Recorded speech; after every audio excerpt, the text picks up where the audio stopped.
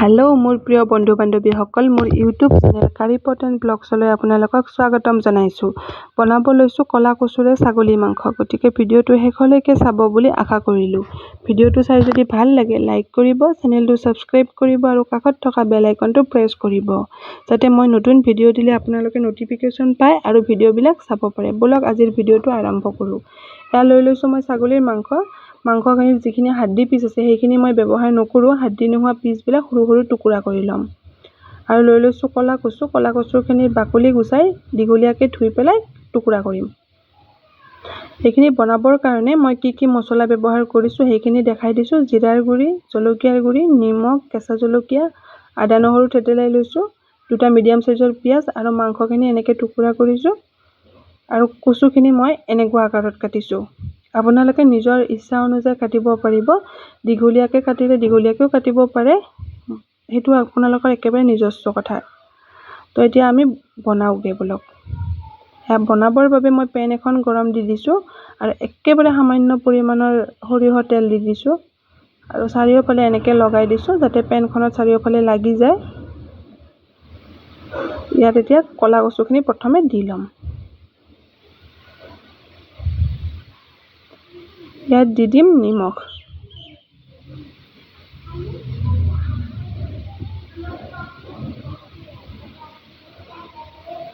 এতিয়া লৰাই দিম।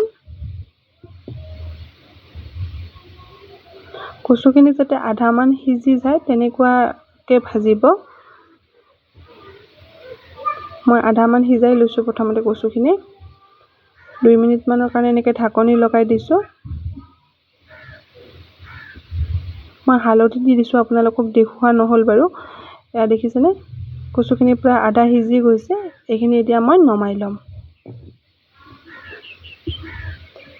আৰু সেই একেখন পেনতে মই তেল গৰম দি দিলো।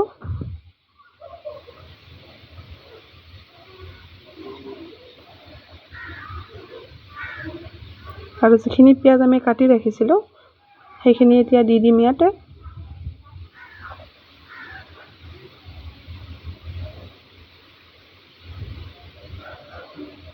আৰু আদা নহৰু আৰু কেঁচা জলকীয়া যিখিনি ৰাখা আছে সেইখিনিও একেবাৰতে দি দিম।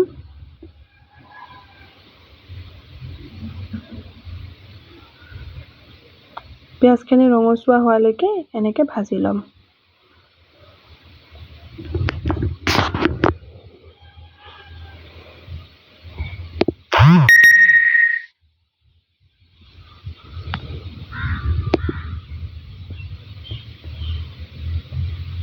এইখিনি প্ৰায় ভজা হৈ গৈছে, দেখিছেনে ধুনীয়াকৈ তেলটো ওলাই গৈছে।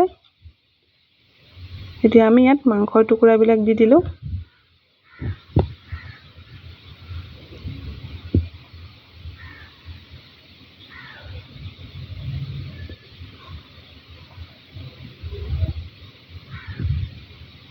নিমখ আৰু হালধি দি দিম।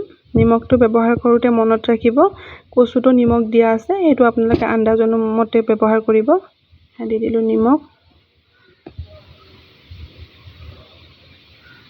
আজি মই এইটো প্ৰথমবাৰৰ কাৰণে বনাইছো, কিন্তু খাবলৈ বহুতেই বেছি ভাল লগা হ'ল।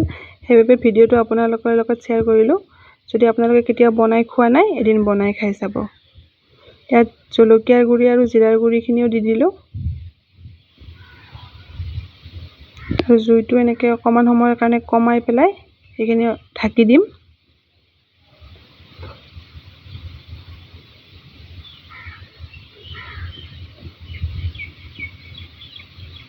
এতিয়া ঢাকনি উঠাই পেলাই ইয়াত পানী দি দিলো। যিহেতুকে ছাগলীৰ মাংস সিজিব অকণমান টাইম লাগিব, তো মই ইয়াত পানী দি দিছো। আৰু অলপমান পানী দিব লাগিব, সিজিব লাগিব।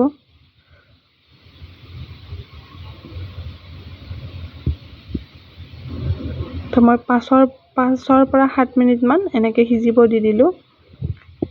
উঠাই পেলাই দেখাইছো, এইখিনি সিজি গৈছে মাংসখিনি।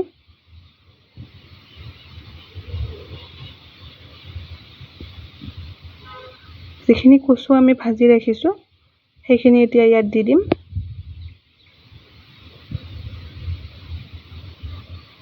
যিহেতুকে কচুখিনি আধামান সিজা আছে আৰু আধামান সিজিব লাগিব, এইখিনি এনেকৈ লৰাই দিছো প্ৰথমতে। যাতে মছলাবিলাক কচুখিনিত লাগি যায়। আৰু জুইটো একেবাৰে কমাই পেলাই ঢাকনি লগাই দিম। এনেকৈ 2 মিনিটমানৰ কাৰণে ঢাকনি লগাই দিলোঁ। দেখিছেনে কচুৰ পৰা পানী ওলাই গৈছে। এতিয়া আকৌ ঢাকনি নলগাওঁ আৰু ঢাকনি নলগোৱাকৈ এইখিনি পানীখিনি শুকোৱালৈকে এনেদৰে ভাজি ল'ম। আপোনালোকে ইয়াত চেনি ব্যৱহাৰ কৰিব পাৰে, মই কিন্তু অকণমান চেনি ব্যৱহাৰ কৰিছোঁ, কিন্তু নকৰিলেও কোনো কথা নাই। দেখিছেনে খুব ধুনীয়াকৈ সিজি গৈছে। চেনি ব্যৱহাৰ কৰাটো একেবাৰে নিজৰ কথা।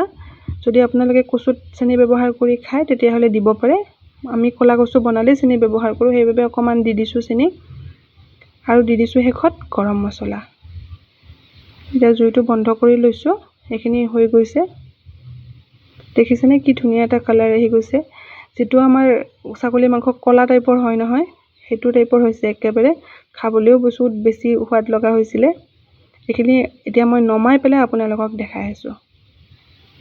দেখিছেনে বহুতেই বেছি ধুনীয়া হৈছিলে খাবলৈ। আপোনালোকে ভিডিঅ'টো শেষলৈকে চোৱাৰ বাবে অশেষ ধন্যবাদ। আজিলৈ সামৰিছোঁ। ধন্যবাদ।